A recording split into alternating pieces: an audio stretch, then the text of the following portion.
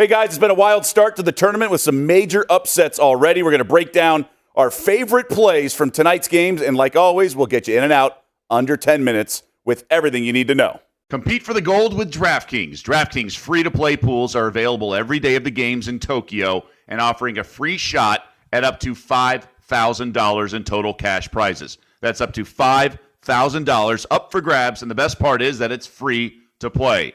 DraftKings free-to-play pools are easy to enter. Just download the DraftKings app, go to pools, and choose from a wide variety of free contests for an opportunity to win cash prizes. All you have to do is answer a handful of questions around what you think is going to happen during that day's events and track your results throughout the evening to see if you'll end up on the podium.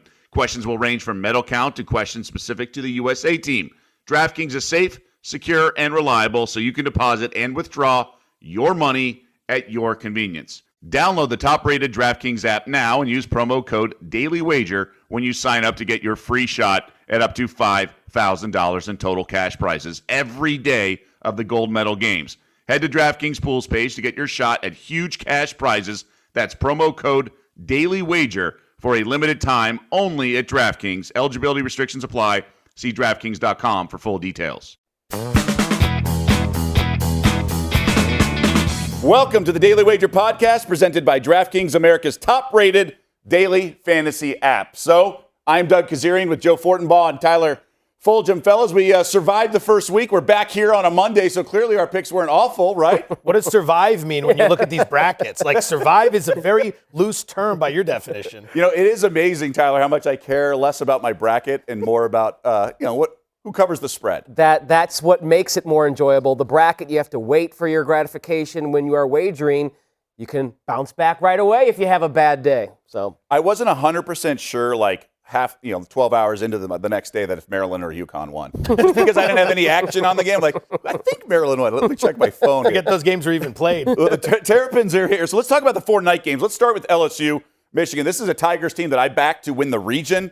I have them going far. I thought this would be the 1 seed that would lose this weekend. Obviously, we already saw that with Illinois yesterday. Michigan playing shorthanded. Joe, where would you go with this one? Over. It was sitting around 149 points. LSU is custom built for overs. 5th in offense, 78th in tempo, but even better, 122nd in defense, which feels generous based on the eye test when you watch them play this season. Michigan had 148 total points scored in their opening round against Texas Southern. If that game led to 148 points, and we need 149 here with LSU, I feel confident we'll get there. Yeah, the Tigers, in terms of offensive efficiency, one of the best in the country. How about you, Ty? I'm with Joe. I like the over here as well. If I had to pick a side, I would take the head start with LSU.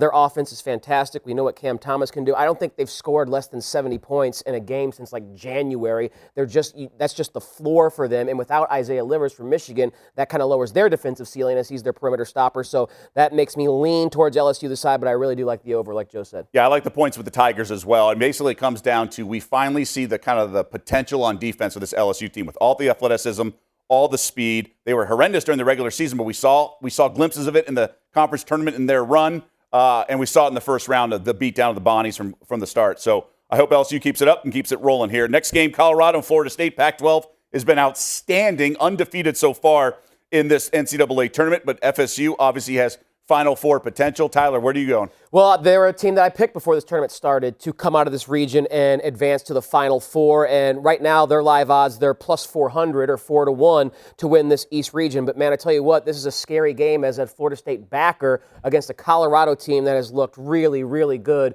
at the end of this season in conference tournament play. And then their first game that they won over Georgetown in dominant fashion. The Pac-12 is undefeated still at this point in the tournament, heading into Monday's play. So I will reluctantly lay the 1.5 with Florida State because I had picked them. But again, Colorado has scared me with the way they've played, Joe.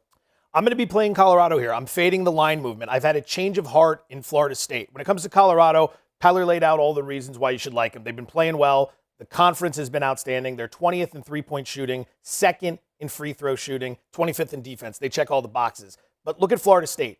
Number 1, the ACC turned out to be terrible. So what do we think of Florida State? Because they were this very trendy pick, but they play in a conference that hasn't even come close to living up to the hype. Number 2, they're not in good form. They dropped 3 of 5 games entering the tournament. Those losses came to UNC, Notre Dame, and Georgia Tech. And number 3, they struggled with UNC Greensboro in the opening round. Team's a little bit more inconsistent than I think they should be for my liking based on all the hype they're getting, I'll play the Buffaloes. Okay, yeah, I have no opinion on the game. I like both teams. I see no edge in my eyes. Let's go to Maryland, Bama. I like the under here. Bama, both teams have respectable defenses.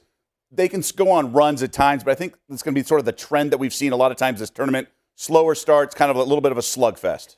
Complete agreement. Terrapins are a lousy free throw shooting team this season, and they are heavily dependent on the three-pointer. That's how they generate a huge chunk of their offense. Alabama is 7th in the country in three-point defense. Rock fight. Unanimous will go under here as well. If I had to lean to a side, I would lean towards Alabama, but certainly no conviction in that regard like I do have with the under for the reasons you pointed out. Alabama should dictate pace, should dictate this game with their much better defense than Maryland and keep this one under the total. Yeah, I'm going to even go first half under and start there and see what happens for the rest of the game. USC, Kansas, really interesting game. Look, I think Bill Self has a giant coaching edge, even though Andy Enfield is best all time in the tournament, 8-0 after the first round cover, ATS. I think Bill Self, in-game coach, he can do things like not press, which is just do some things and not make, but in terms of just after timeout plays, things like that, I will say history not on the Trojan side. When a 6 seed is favored over a 3 seed, does not bode well. We saw it yesterday with Arkansas and Texas Tech. I'm passing you, Joe. What? I'll play USC, but it's the least amount of confidence I have in any of these 4 picks. The thing that jumps out to me is Kansas and their home-road splits. At home this year, they've got some marquee wins, and they have a very solid track record. But they went on the road, and almost every big game they played on the road, they lost this season. This obviously isn't a road game, but it's a neutral site game. They're not going to have the luxury of playing at home. I do lean to USC. There's good balance. Top 10 defense, top 25 offense. They did evolve throughout the course of the year, so I kind of weight the more recent Jayhawks games. Tyler's the Mizzou grad. What do you think? I mean, you guys know I would never wager a single cent that I've made in my life on the Kansas Jayhawks. So when I do back USC, I will point to the fact that Andy Enfield has never lost against the number in his NCAA tournament career, going back to his time at Florida Gulf Coast. And the best player on the floor will be wearing a USC Trojans jersey, and Evan Mobley, who has looked phenomenal down the stretch for USC. And in the first game they played, he's a true difference maker. I just think he will ride USC, or that USC will be able to ride Evan Mobley to a victory. Usually Monday we're recapping the weekend for the NCAA tournament, but it is the end of day 2 in a way, or the end of the second round here for this year's COVID